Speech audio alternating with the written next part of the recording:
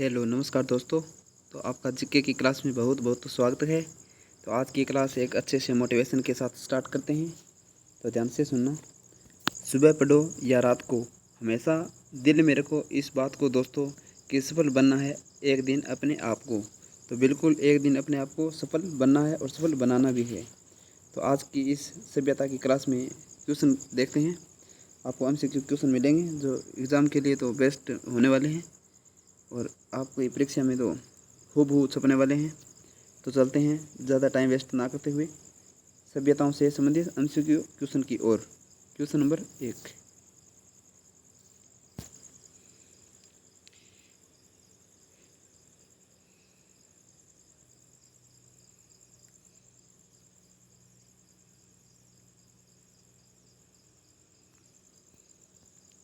Question number 1 दोस्तों देख लेते हैं। गणेश्वर सभ्यता का उत्खनन कार्य किसकी देखरेख में किया गया? राइट आंसर आरसी अग्रवाल की देखरेख में गणेश्वर सभ्यता का उत्खनन कार्य किया गया था। Right answer D. Next question. दक्षिणी पश्चिमी राजस्थान की प्राचीन सभ्यता का एक महत्वपूर्ण केंद्र था। क्या पूछा है? दक्षिणी पश्चिमी राजस्थान की प्राचीन सभ्यता का एक महत्वपूर्ण केंद्र था। जैसे ये देख लेते हैं, ये हो जाता है दक्षिण, ये हो जाता है पश्चिम।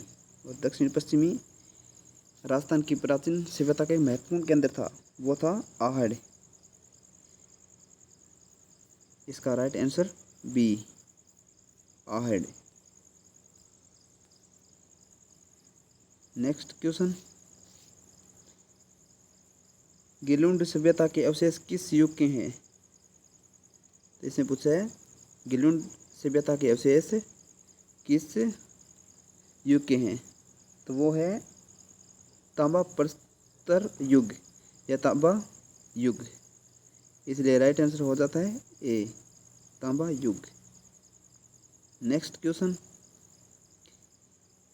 निम्नलिखित में से किस स्थल से जाख बाबा की प्रतिमा प्राप्त हुई है? जाख बाबा की प्रतिमा प्राप्त हुई है, वो हुई है नोह से, नोह सभ्यता से। इसलिए right answer C. Next question. निम्नलिखित में से किस सभ्यता में विकसित एवं सामरिक महत्व की किलेबंदी के अवशेष प्राप्त हुए हैं? वो कहाँ हुए हैं प्राप्त? कालीबंगा में। और कालीबंगा का शाब्दिक अर्थ होता है दोस्तों काली चूड़ियाँ।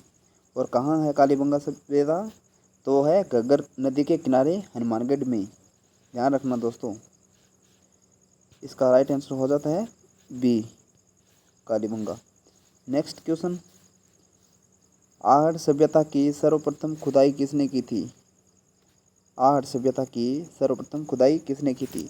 और दोस्तों ध्यान रखना, खुदाई, उत्खनन और खुदाई में अंतर होता है कि किसने इसकी उत्खनन किया और किसने उसकी खुदाई की। खुदाई करना मतलब कसी लेकर लग जाना दोस्तों, कसी लेकर लग जाना कि चलो यार इसको खोद देते हैं और देखते हैं कुछ मिलेगा या नहीं। तो वो खुदाई हो जाती है दोस्तों। और उत्खनन हो जाता है कि यहाँ पे शायद कुछ मिलने की संभावना है, शायद इसको यहाँ पर खोद कर देखना चाहिए दोस्तों।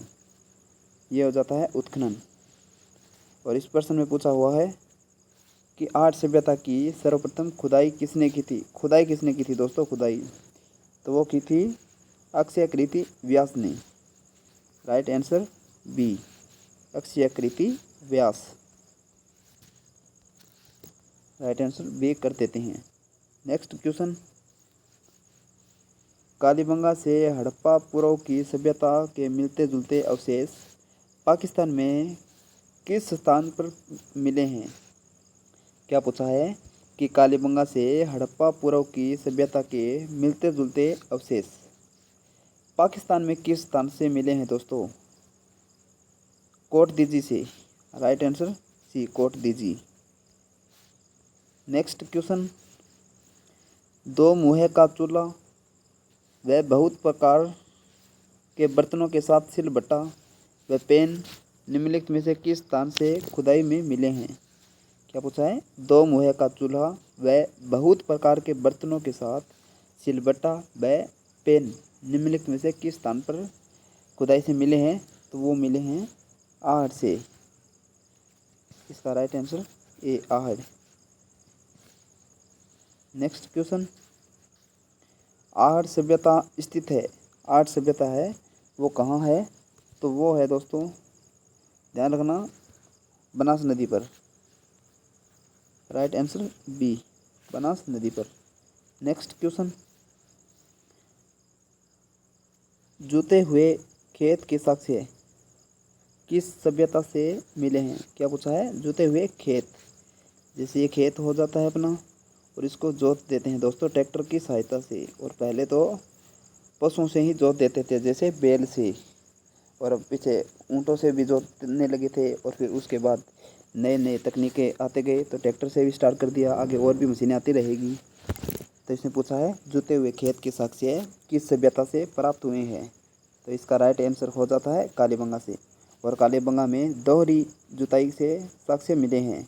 जैसे एक बार कर देते हैं उत्तर से दक्षिण की ओर जुताई, उसके बाद कर देते हैं दोस्तों पश्चिम से पूर्व की ओर, कि चलो दो तरफ बीज देते हैं, ऐसे बीज देते हैं दोस्तों। इसलिए राइट आंसर हो जाता है कालीबंगा। इसका राइट आंसर कर देते हैं सी, कालीबंगा। नेक्स्ट क्वेश्चन, गणेश्वर सभ्यता का संबंध किस नदी से है? गणेश्वर सभ्यता है वो संबंध किस नदी से है? तो इसका राइट आंसर कर देते हैं कांतली नदी से। राइट आंसर ए कर देते हैं दोस्तों, कांतली नदी। नेक्स्ट क्वेश्चन, निम्नलिखित में से कौन से स्थल को धूलकोट भी कहा जाता है? क्या पूछा है? तो धूलकोट है वो किस स्थल को कहा जाता है? आहड़ सभ्यता को धूलकोट भी कहा जाता है। राइट आंसर बी, आहड़ को। नेक्स्ट क्वेश्चन, बागोर सभ्यता किस नदी के किनारे पर अवस्थित थी? किस नदी पे थी? वो थी कोठारी नदी पर।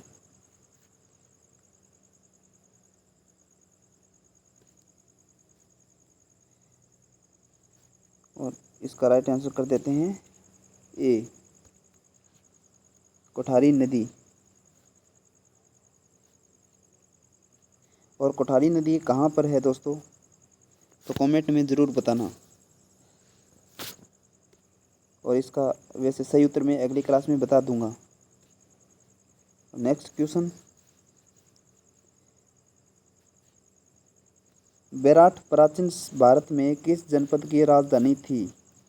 बेराट है दोस्तों वो प्राचीन भारत में पुराने समय में किस जनपद की राजधानी थी? तो वो थी मत्स्य की।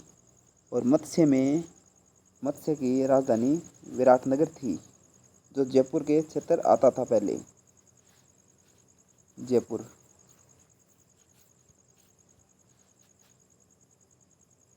इसका राइट आंसर हो जाता है दोस्तों मत्स्य। नेक्स्ट क्वेश्चन, हड़प्पा संस्कृति सिंधु घाटी सभ्यता के अभिलेख मुख्यतः किस वस्तु पर बने मिले हैं? हड़प्पा संस्कृति सिंधु घाटी सभ्यता के अभिलेख मुख्यतः किस वस्तु पर बने मिले हैं? कौन सी वस्तु पर मिले हैं? तो वो मिले हैं मुहरों पर। जैसे ये अपनी मुहर हो जाती है, और मुहर दोस्तों बड़े बड़े व्यक्तियों की होती थी, जैसे राजा हो जाते हैं या अन्य कोई बड़ा व्यक्ति हो जाता है तो इसकी मुहरें होती थी, और मुहरों पर कुछ ऐसे ऐसे मतलब लिखा होता था दोस्तों। तो जिसे अब वर्तमान में हम पता लगा लेते हैं कि यह मुहर किसकी थी, क्योंकि इस मुहर पर उनका पद, चिन्ह, नाम इत्यादि कुछ जानकारी लिखी होती थी। इसलिए राइट आंसर हो जाता है मुहरों पर बी। नेक्स्ट क्वेश्चन, सिंधु घाटी के लोग निम्नलिखित में से किस पालतू पशु से परिचित नहीं थे? नहीं पूछा है दोस्तों। तो इसमें हम 3 क्वेश्चन को सही कर देते हैं ऑप्शन को, और एक ऑप्शन गलत हो जाता है। तो इसका नहीं पूछा है, तो वैसे हम सही देख लेते कौन सा है। तो गाय से भी परिचित थे, बैल से परिचित थे, और भैंस से परिचित थे, लेकिन घोड़ा से परिचित नहीं थे। और क्वेश्चन ने पूछा है नहीं है।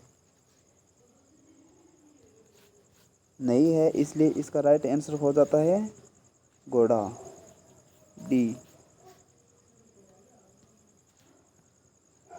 नेक्स्ट क्वेश्चन,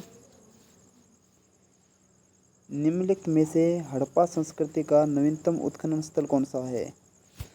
नवीनतम उत्खनन स्थल हड़प्पा संस्कृति का कौन सा है? तो वो है धोलावीरा। और धोलावीरा कहाँ पर है दोस्तों? गुजरात में है दोस्तों, गुजरात में। धोलावीरा गुजरात में स्थित है। राइट आंसर सी कर देते हैं, गुजरात, धोलावीरा।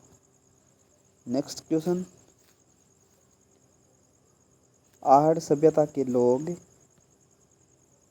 किस खाद्य पदार्थ से अच्छे प्रकार से परिचित थे? कौन सी वस्तु से परिचित थे? तो वो थे खाने वाले में चावल से। चावल को बड़े खूब चाव से खाते थे दोस्तों, चावल। राइट आंसर कर देते हैं बी, चावल। नेक्स्ट क्वेश्चन, कालीबंगा का शाब्दिक अर्थ है? क्या है दोस्तों कालीबंगा का शाब्दिक अर्थ? और आपको बता दूं कि मैंने पहले क्वेश्चन में इसके बारे में बता दिया था कि कालीबंगा का शाब्दिक अर्थ क्या है। अगर आपने क्लास को ध्यान से देखा है तो आपको ज़रूर पता होगा कि कालीबंगा का शाब्दिक अर्थ क्या है। कमेंट में बताना दोस्तों, क्योंकि मैंने पहले क्वेश्चन में बता दिया है कालीबंगा का शाब्दिक अर्थ क्या हो सकता है दोस्तों। Next question,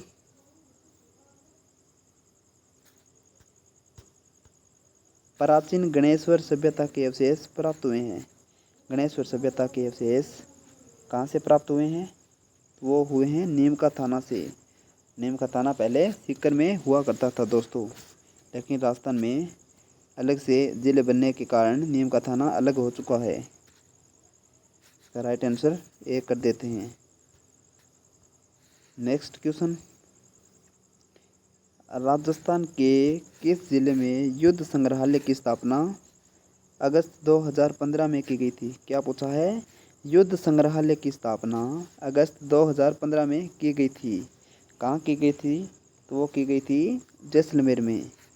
right answer b, Jaisalmer.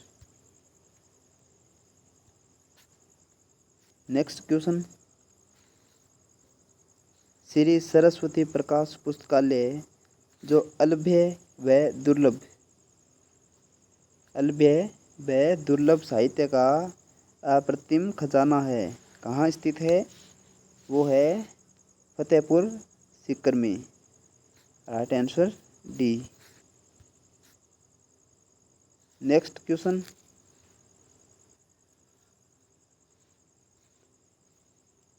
कहाँ के अवशेषों से पता चलता है? क्या पता चलता है? कि विश्वविख्यात सिंधु सभ्यता का राजस्थान में विकास हुआ। तो इसका राइट आंसर कालीबंगा, पीलीबंगा व रंगमहल से। क्या पूछा है? कहाँ के अवशेष से यह पता चलता है कि विश्वविख्यात सिंधु सभ्यता का राजस्थान में विकास हुआ? तो वो पता चलता है कालीबंगा से, पीलीबंगा से, रंगमहल से। तो इसका राइट आंसर हो जाता है बी। तो दोस्तों आज के लिए इन 23 क्वेश्चनों को हल किया है हमने, और आगे भी इसी प्रकार से क्वेश्चन हल करते रहेंगे। अगर क्लास अच्छी लगी हो तो लाइक करना और कमेंट ज़रूर करना दोस्तों, क्योंकि कमेंट से पता चल जाता है कि स्टूडेंट को समझ में आता है या नहीं। अगर कुछ सुधार करना होता है तो पता चल जाता है दोस्तों। तो आज की क्लास में जुड़ने के लिए आपका बहुत बहुत धन्यवाद दोस्तों। जय हिंद, जय भारत।